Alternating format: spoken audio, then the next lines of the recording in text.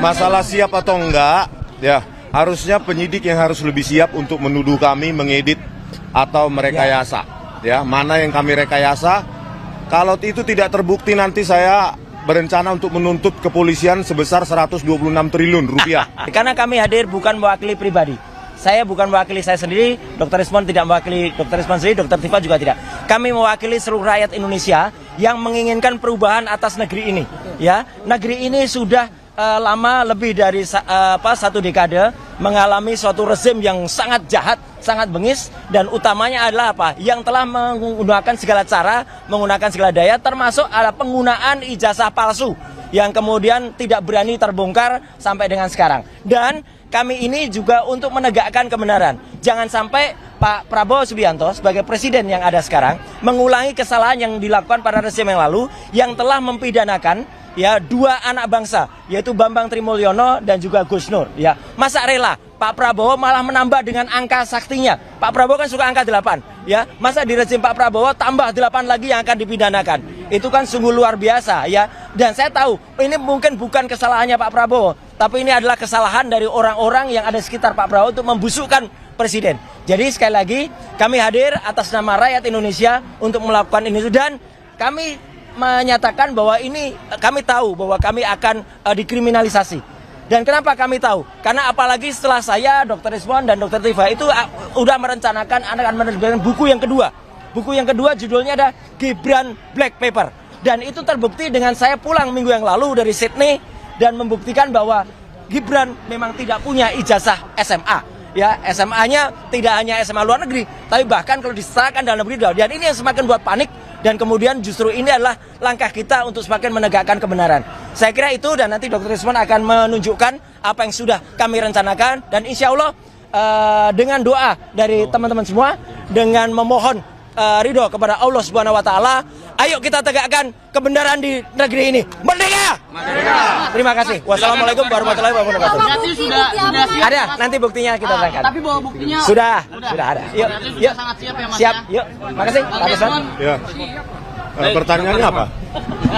Siap nggak Bang nih pemeriksaan ini Bang? Masalah siap atau enggak, ya harusnya penyidik yang harus lebih siap untuk menuduh kami mengedit atau merekayasa.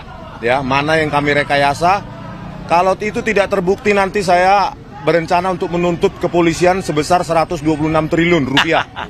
1 tahun anggaran kepolisian. Jadi jangan sampai tuduhan itu adalah tuduhan tanpa basis ilmiah. Apa yang kami lakukan, ada itu namanya ilmunya, ya, digital image processing. Jangan sampai ilmu tersebut jadi ilmu terlarang. Memproses citra digital atau video digital bukan berarti merekayasa atau mengedit. Itu berbasis algoritma, ya. Yang kedua, saya yakin kecepatan penanganan atau penersangkaan ini berketepatan dengan memang gerilya kami dalam membongkar, ya, terutama kepulangan dari Pak Rosuryo dari Sydney. Jadi kami memang sudah berencana, ada draft kasarnya ini, bukunya nanti Gibran Endgame atau Gibran Black Paper terserah. Yang pasti Wapres tak lulus SMA. Data itu kami dapatkan dari mana? Dari Ditjen Dikdasmen sendiri dan temuan faktual yang ditemukan oleh Pak Rosuryo. Oleh karena itu ini kita edarkan, kalau bisa gratis ya Mas ya. PDF-nya kalau bisa kita buat gratis, dan ini saya titip kalau mau digandakan secara gratis juga saya titip ke pengacara. Ini worst case scenario, siapa tahu terjadi hal-hal yang tidak diinginkan, ya kan? Oleh karena ini foto aja, fotokopi semua, atau saya bagikan nanti PDF gratisnya secara cuma-cuma untuk seluruh rakyat Indonesia, bahwa kita sayangnya negara sebesar ini memiliki wapres yang tidak pernah lulus SMA baik dalam maupun luar negeri, tidak pernah punya ijazah SMA baik dalam maupun luar negeri. Apa yang dia tempuh adalah, ini menurut Ditjen Dikdasmen, sekolah di Orchid Park Secondary School sampai kelas 10 atau kelas 1 SMA, dilanjutkan dengan diploma di UTS Insearch. Bayangkan, kelas 10 atau kelas 1 SMA plus diploma yang harusnya pendidikan tinggi awal D1 itu disetarakan dengan SMK bidang akuntansi dan keuangan. Ngaco. Artinya apa? Itu kan ekivalensi yang sangat fatal.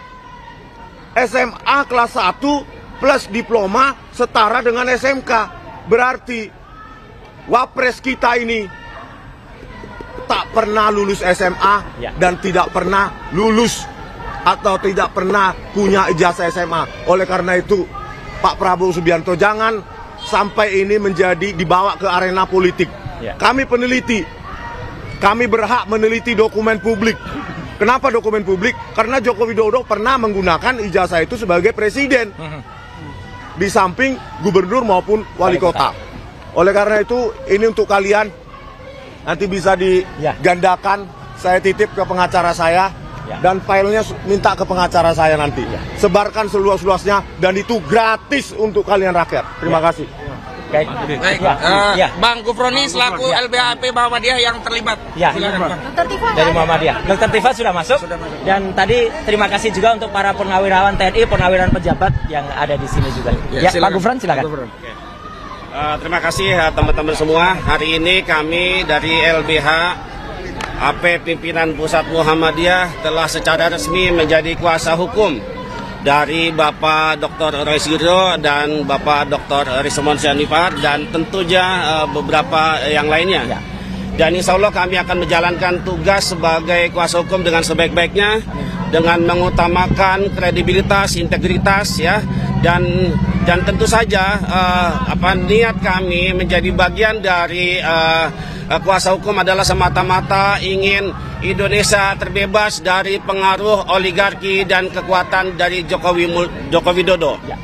Dan kami merasakan sendiri bahwa persoalan ini memang tidaklah kemudian ini dibawa ke ranah hukum yang kemudian menetapkan 8 orang tersangka. Dan kami melihat bahwa ini ada ketidakadilan hukum di negeri ini yang masih langka. Oleh karenanya maka kami LBH Muhammadiyah atas dasar perintah atau instruksi dari pimpinan untuk melakukan pendampingan terhadap tersangka yang sedang dizolimi pada hari ini dan seterusnya. Terima kasih dari kami. Wassalamualaikum warahmatullahi wabarakatuh. Ada pertanyaan kalau ada? Sebelum ini dilayani oleh Pak Roy kalau ada pertanyaan sama Pak Rismon. Ya.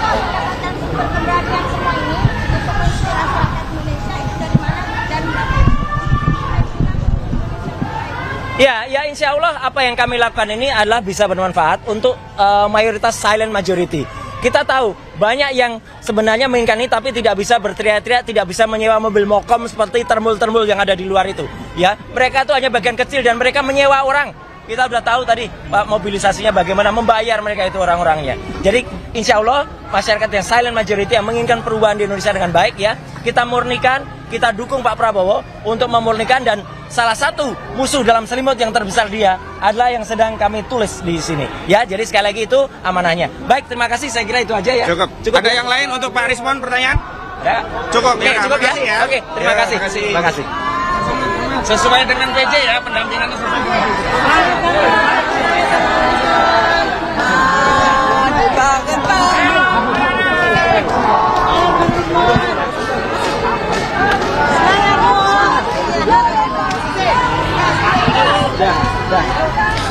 Ya, pemirsa, itulah tadi sejumlah pernyataan yang dilontarkan dari pihak Roy Suryo CS. Ini ada dari tim kuasa hukum Roy Suryo, ada Ahmad Kozinuddin yang meyakini bahwa hari ini kliennya, yakni Roy Suryo, tidak akan ditahan oleh pihak kepolisian.